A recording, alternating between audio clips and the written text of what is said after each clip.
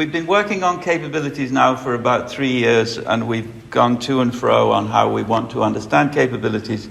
And I now believe that we have a stable view which works for all the counterexamples that people had been bringing forward, provided we accept certain caveats about how we're understanding capability. And the idea is that there are many words like capacity, ability, power, which have similar meanings to the word capability. We just want to standardize on one meaning of the word capability, which will be compatible with BFO. Whether we introduce the word capability into BFO is still an open question. So this is BFO, and we're interested, and BFO is now an international standard. It's been approved, and you can find the relevant files here. So you can now see the entire ISO file content if you go to the right place, which is unusual. Usually you have to pay 195 Swiss francs to get the PDF version of the ISO standard. So we're interested particularly in material entities such as people and laptops on the one hand, and in dispositions and roles. Primarily in dispositions. Capabilities are going to turn out to be a sub-kind of disposition. But we're interested in roles because we have to distinguish those kinds of capability-like entities which are in fact roles rather than dispositions. Both roles and dispositions are realizables in BFO terms, and I think we all know what realizable means. So an attribute of a material entity is a realizable if there is a certain kind of process which manifests it, makes it manifest, makes it appear. So going bald is a disposition which all males possess, and this disposition is realized in processes of losing hair. And so now, dispositions are well-known cases of realizables. Roles are well-known cases of realizables. Functions are a special kind of disposition. And we're going to introduce now capabilities. Dispositions in general include bad things, like losing hair. Capabilities are good things, like thinking or speaking. Functions are really good things, as we shall see. And then roles are those things, those attributes which we have in virtue of some social convention or social ascription. So being king or being the owner or being a renter are all matters which hold independently of any kind of physical changes, where functions, capabilities, and dispositions, all of which are dispositions, have to occur. Physical changes have to occur before they exist. All right, so this is where function goes in BFO. And a function is a disposition which is the raison d'être of its bearer. Biologists don't like it when I say raison d'être because they think that sounds like teleology. But functions are teleological entities which exist in the world. And they exist because there had to be entities of that sort for reasons of survival and reproduction in the case of biological functions, and for reasons of need or desire in the case of artifactual functions. So the BFO idea is that only material entities have functions, and they have that function for as long as the disposition remains a real physical possibility. So if I have a heat pump in my attic, and my attic becomes so full that I can't enter the attic to switch on the heat pump, and maybe things solidify, so it's impossible for any person to go into the attic, the function of the heat pump is still the same. It's to pump heat. So functions in particular and dispositions in general are merely a matter of the intrinsic physical possibilities of the bearer. The environment doesn't matter. Where for the roles, the environment, and particularly the social environment, is the only thing which matters. So a very sick heart still has the function to pump blood, even if it can only just pump. Maybe even if it can't pump at all because it's been removed temporarily from its host, it still has the function to pump blood. Right. Yeah. So you're saying this is only a material entity? Only material entities have functions. This is just a terminological declaration. This is Humpty Dumpty. Words mean just what I want them to mean. So you can't argue with it. It's just a... Excellent. So what is the function of that, what we just presented? So that's... It doesn't have a function in the BFO sense. We can come back to that later.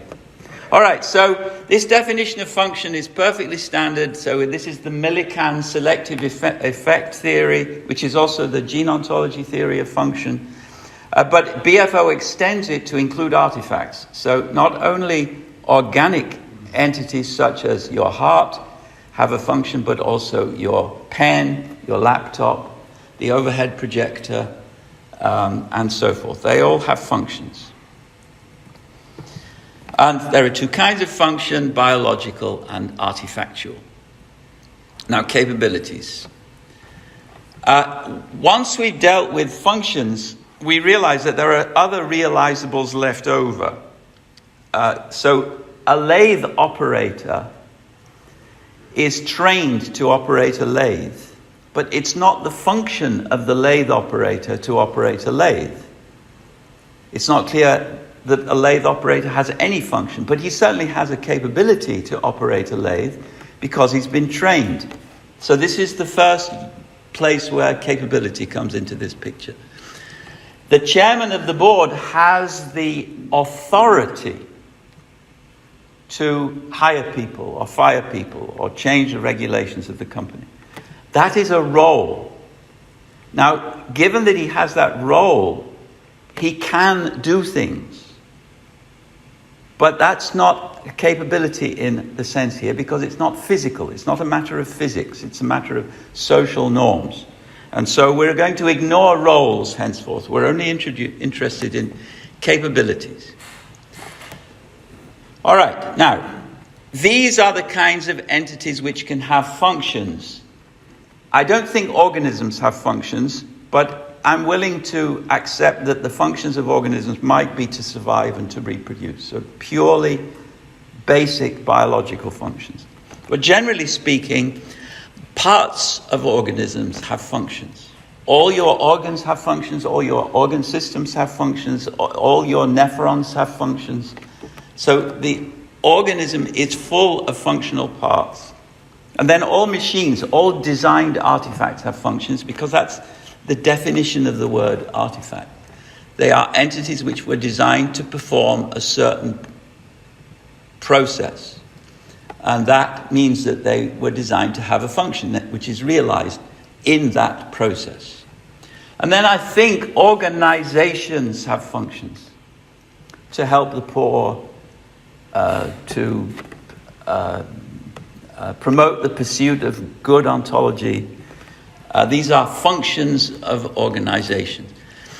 Now, the queen bee or worker bees may have functions. So it may be that for colonial organisms, there are more specific functions than just surviving and reproducing. Now, we're still on the level of intuitions. We don't have a definition of capability yet. But it's clear that my car has many more capabilities than it has functions. That's probably infinitely many more. And I just listed a few here. And nowadays, car manufacturers build many, many capabilities into their cars. So to allow you to experience G-forces, for instance, seems to be a new, in Houston anyway, seems to be a new thing that cars have the capability to do. And to impress your neighbors, of course. So there are many more kinds of entities which can have capabilities. So these are all entities which can have functions. They can also have capabilities. But then these are entities which can have capabilities, which can't which can't have functions. Because organisms can do things like dancing the foxtrot, ruling China, and groups of organisms can do things like that too. And also undesigned parts of nature can do things, for caves and so forth, which are good for us, which we would like to happen. So the world of capabilities is wider than the world of functions. All right. Now, this is work which is going to happen within BFO, and so we have certain formal constraints. The first formal constraint is every function is a capability, and this is trivial. If you're designed to perform a certain job, then you're designed to execute your function, but that means you have the capability of executing your function. So every function is a capability. And the second formal constraint is that every capability is a disposition. And this is, again, just for the sake of having a place for capability within the collection of BFO conformant ontologies. And so it looks like this. We have dispositions, a proper subset of dispositions are capabilities, a proper subset of capabilities are functions. And these things sometimes have role-like counterparts, but we won't deal with those. This is the definition. This has taken a long time, and it really does work, and it copes with the apparent counterexamples to some of the things we want to say about capabilities, which were problems for earlier definitions that we were experimenting with. So this is it. A disposition in whose realization some organism or group of organisms has an interest. And it's important that an entity which has been lying underground for hundreds of years and which has the capability of threshing a certain kind of wheat which no longer grows anywhere on Earth, still, because it's been physically unchanged, has the capability of threshing that kind of wheat. Even though no one will ever want to exercise that capability. And that's purely in order to save the axiom that every capability is a disposition. All right, so now we have some axioms which hold of capabilities. So if a part of an organism has a function, then that organism itself has an interest in the realization of that function. And so that organism has that capability. So we can apply the interest definition of capability to organic entities like hearts and nephrons and digestive systems and so forth. All of those are capabilities. This is trivial because they're already functions, but still, it's an important way to illustrate the role of interest. Now, that biological axiom implies that we have many interests of which we know nothing. And for many millions of years, organisms had many, many interests of which they knew nothing of any of those interests. Now, because interests can exist even though we don't know about them, this follows that capabilities can be discovered. So there are many unknown capabilities in the world, and some of them can be discovered. Whenever we make a plan, we have an interest in the realization of all the processes prescribed by that plan. And so if those are processes which are real possibilities, then they are capabilities. And facilitation in the prescription axiom. Then there is a facilitation axiom. If someone has an interest in realizing a disposition D, and if the realization of some other disposition D prime facilitates the realization of D, then that someone has an interest in the realization of D prime. And so facilitates here means either that D prime's realization is necessary for D to exist, or that D prime's realization occurring would improve the grade of the realization of D. And mentioning grade here introduces the topic of gradability. Yes, Jobst? Sorry, if the facilitation also includes the former occurring would improve the grade of the latter, then why can your axiom be like this? If it would only include it must occur, it would be necessity. Then I would agree with the axiom if you could go to the axiom again. But there may also be, X may have an interest in relation with D, but maybe not in D because facilitation is not necessity. So he might say D can be realized slower. If D prime facilitates and then I have D faster, I maybe don't want this. So he will not want D prime, but still want D because he's interested in the slow realization of D. I could like eating a meal slowly versus eating it quickly. And he yes. And so on. So can you? If the facilitation is necessary for the realization of D, then I. So that isn't a worry that has gone through my mind, but you've just given me a good example. Can you write it down and we'll talk about it later? Sexual pleasure or whatever. Yeah. So I need to think this through. All right. So gradability has been in the theory of capabilities from the beginning. So it's an important feature of functions that they're gradable, and it's an important feature of capabilities that they're gradable. So your heart has the function to pump blood, and when it's functioning in a prototypical way, then it's doing its job, and it can deviate from doing that job more and more, but then the heart is no longer functioning and you're dead.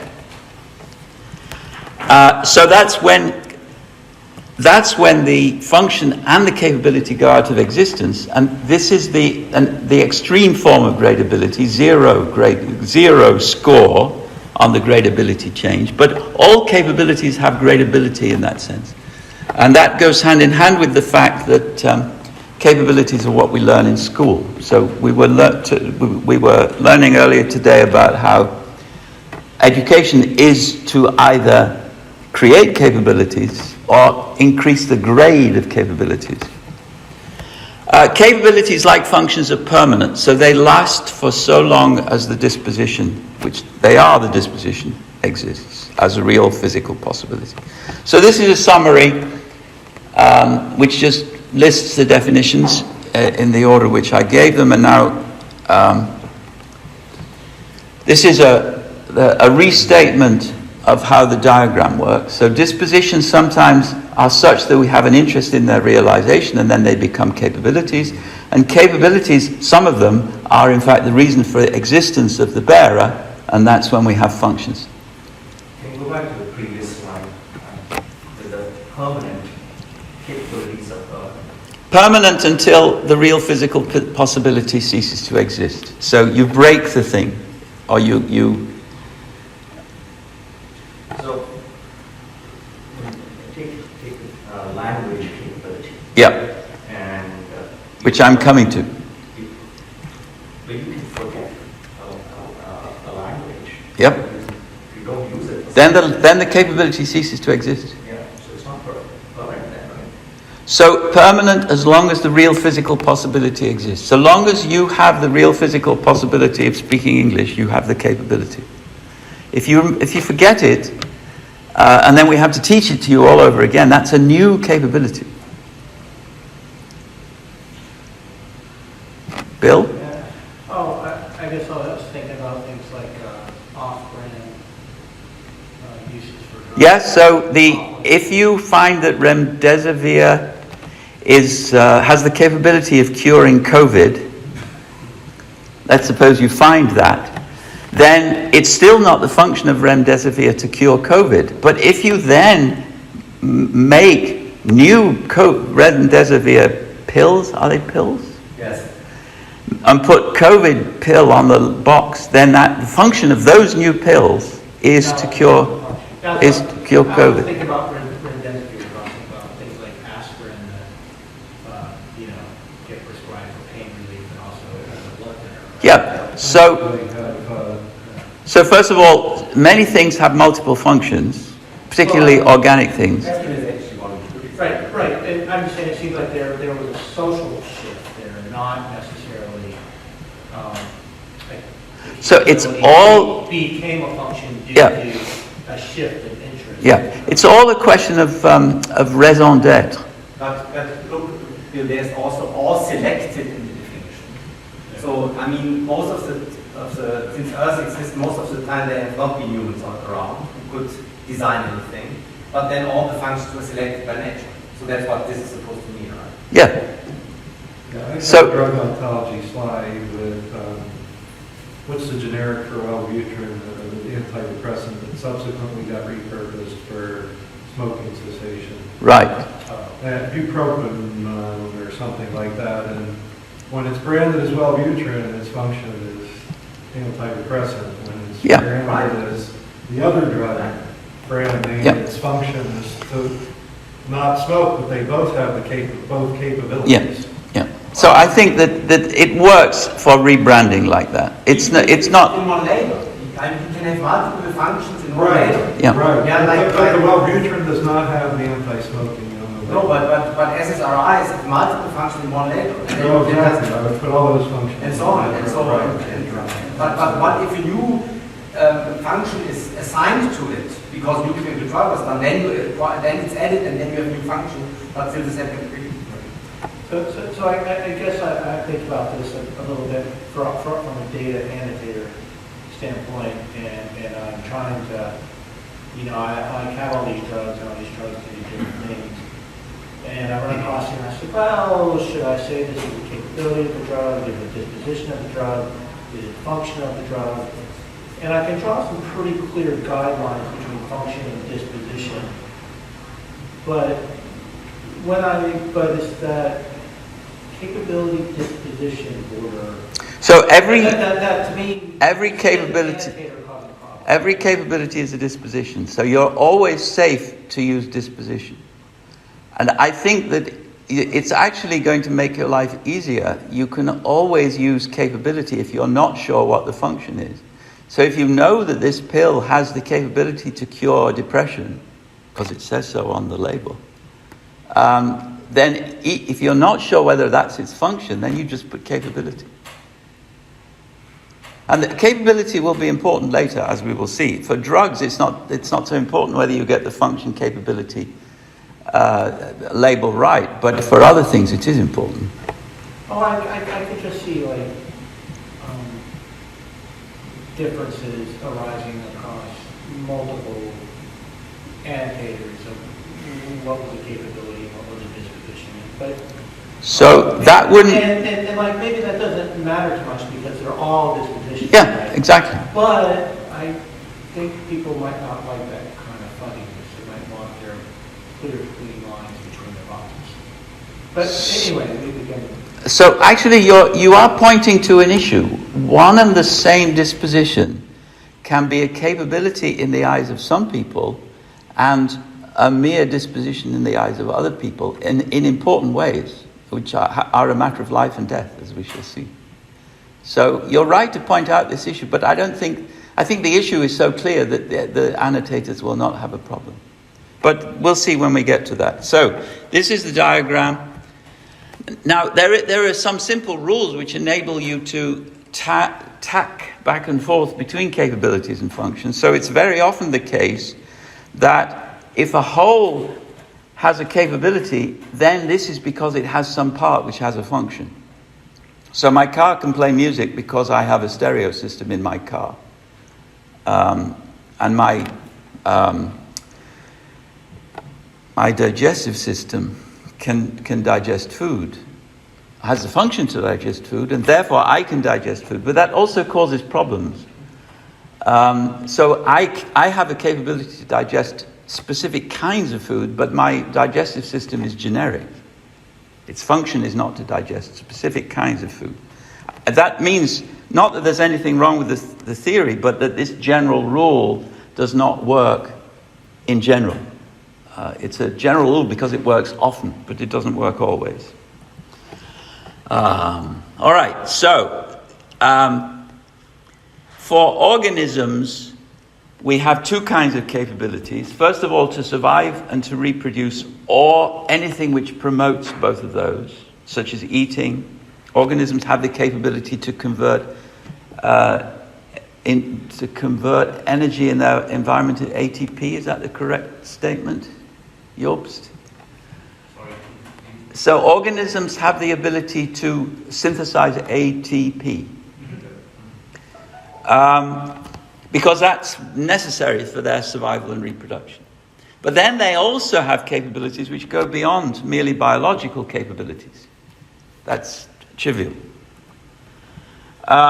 Machines have capabilities because organisms have an interest in their doing things. And those organisms might be the owner of the machine, or the worker in the factory where the machine is made, or it might be a patient in an ICU, or a passenger. So there are many kinds of organisms who have many kinds of interests in the realizations of the capabilities of machines, or better, in the realizations of the dispositions of those machines, and therefore those dispositions are, by the definition, capabilities.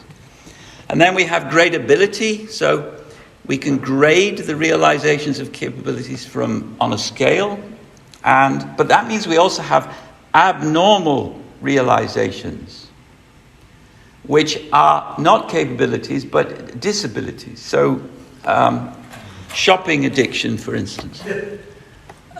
If we realize the capability to go shopping too much, then we have something which is no longer a capability simpliciter. It's a capability which has to be counterbalanced against the abnormal realization. And this is true for many capabilities, that they bring about abnormal side effects, which are not capabilities.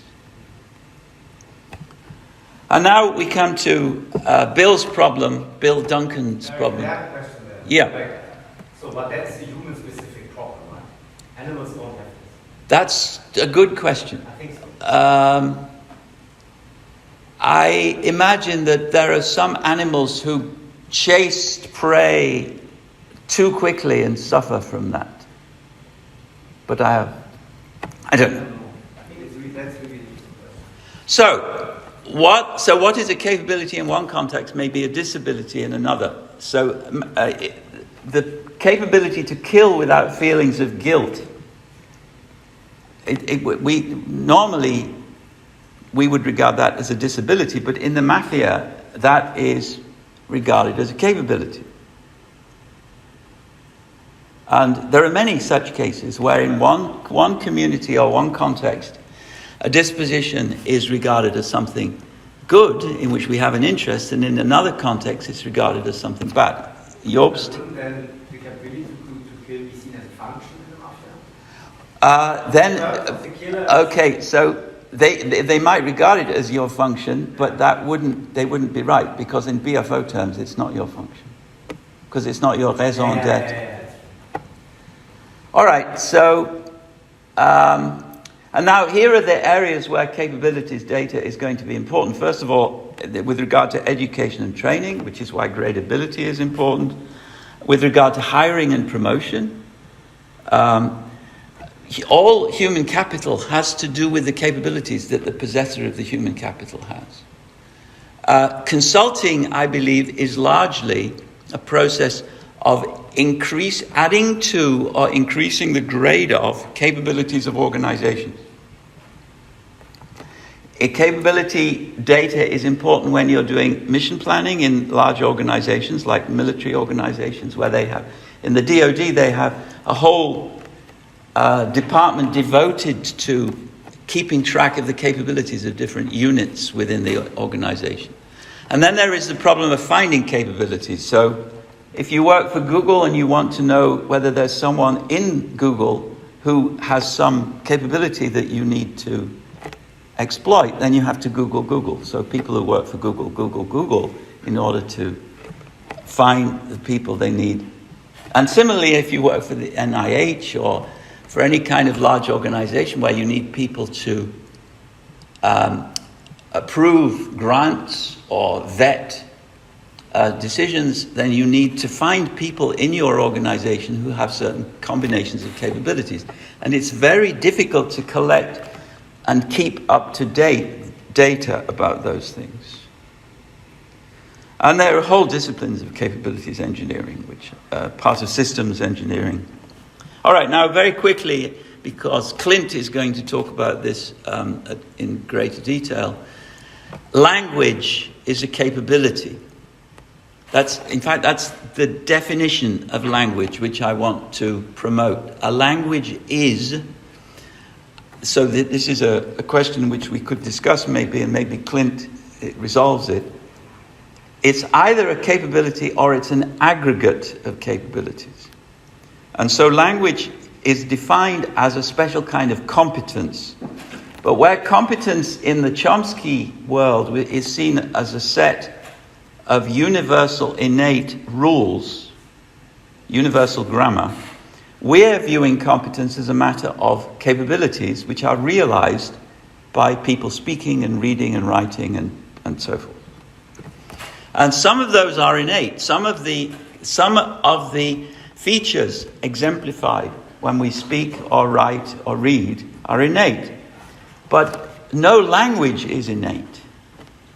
Not even English is innate. All languages have to be learned, but we have the innate capability to learn some language. But for that, we need parents and kin and dictionaries and teachers and so forth. There's a category error in the right-hand part. Because in the socialization part, societal norms, they cannot be at the same level as peers. yeah, you're right. That's not my picture. I'm Yeah. sure it's not true. Yeah. Yeah. So, a definition of language, simple. A language is an aggregate of capabilities of its users. Now, there are problems with this definition. First of all, it's circular. But I believe that this is a harmless circularity. And what we have actually is something like a triple of terms, each of which can only be defined by reference to the others. And which triple we choose to take as primitive, we're going to end up with circularity anyway. So we take the capability term in the triple as primitive, and we get the others for free, as it were. And because we have an independent definition of capability, the definition still works. So I can give you other examples where this same circularity feature is present also, where it proves to be perfectly harmless. Topology is a good example. All right. Now, in order for an aggregate of linguistic dispositions, which we call English or Italian or Chinese, to exist and to be maintained in existence, there have to be very, very complicated mechanisms, mothers and schools and so forth, to keep the aggregate of capabilities going from generation to generation. All right, a language is an aggregate of capabilities of its users. Now, one nice feature of this definition is that we can define very easily what a dialect is. It's a sub-aggregate. So, in other words, it's the aggregate of capabilities or competencies to speak the relevant language in a subset of people, almost certainly within certain contexts where they speak the specific form of the language, which is their dialect, rather than the more generic form, which their parents speak. So this is a map of Great Britain, and this is Manchester, which is roughly where I come from. And in Manchester, there are lots of dialects, which are divided geographically in this way. I come from the rough broad area of the northwest, not from the posh area. And what this shows, this is the English language in general is an instance of the type language, which is a subclass of the type aggregate of dispositions, which is a subclass of the type disposition in BFO terms. And then Manchester dialect is an instance of the type dialect. Actually, it's a collection of dialects, but we'll come to that. It's an instance of the type dialect, which is a part of language. So every dialect is a part of some language, in a very, very simple mereological sense. And that's because one aggregate of dispositions is part of another aggregate of dispositions. And these aggregates of linguistic dispositions go hand in hand very often with aggregates of non-linguistic dispositions to behave in certain ways. For instance, to beat people up if they come from Liverpool.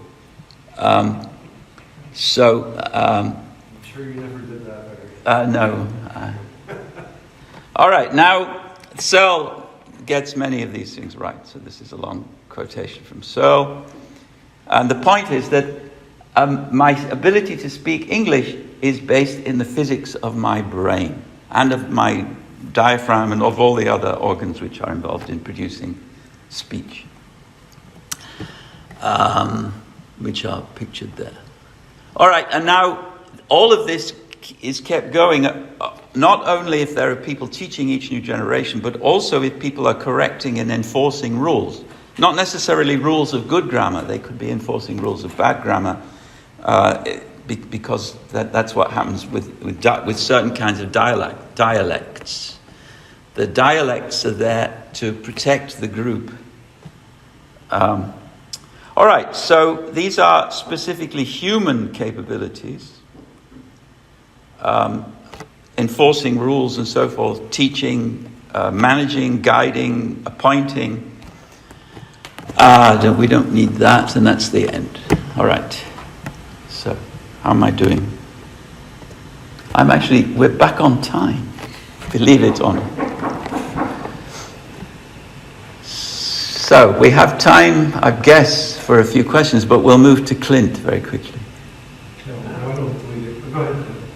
Just had a question about the bearer of capabilities. So you talked about like parts of my body having capability, and then I have either that capability. Parts of your body have functions, and therefore you have the corresponding capability. Okay, that resolves it. I was wondering about the migration and not SDCs not being migratable, and like if I donate my kidney to Matt. Yes, good. That's a good starting question. So, if you donate your kidney to Matt, then the kidney in Matt still has the function of cleansing the liquids in your body, but they have now the capability of cleansing the liquids in Matt's body, but they don't have the function of cleansing the liquids in Matt's body. It's the selected. If we had grown a new kidney in a lab for him, would that have that function? But doesn't the definition say it can be designed or have evolved? Right? So the design would take care of the case that was just raised. I don't think that the kidney evolves when it's shifted from one body to another. No, but I agree. But the presentation can be seen as act of design. I don't think we need to do that. We can use the design for the grown kidney in the lab, but I don't see why we need it. We're really saying that's the function. It doesn't have. It still has the function of cleansing blood in his body, but it has now the capability of cleansing liquids in. And the function too. And the function too, I agree. The capability. It's not. But no. This is the etiological theory. The function or the capability of an entity depends on where it comes from. So, well, anyway, we can. I have an issue with the definition of capability in terms of the word interest. Yeah. And so what you're saying is that capability can only be assigned to an organism that has an interest. No. There has to be an organism or a group of organisms which has an interest in the realization of a disposition for it to be a capability. But the disposition could be in another human being, or it could be in a table or a planet, or yeah. So lots of kinds of entities have capabilities, but only the ones where we have some interest. Capability is an interest-dependent notion. And which is It's not that of the organism, it's that of us humans, I guess. well, no, the rats and mice have interests in the functioning of their parts too, so they have capabilities. It's not just humans. Tables don't have an interest. No, You explained that. tables don't have an interest. Any more? Okay, so Clint.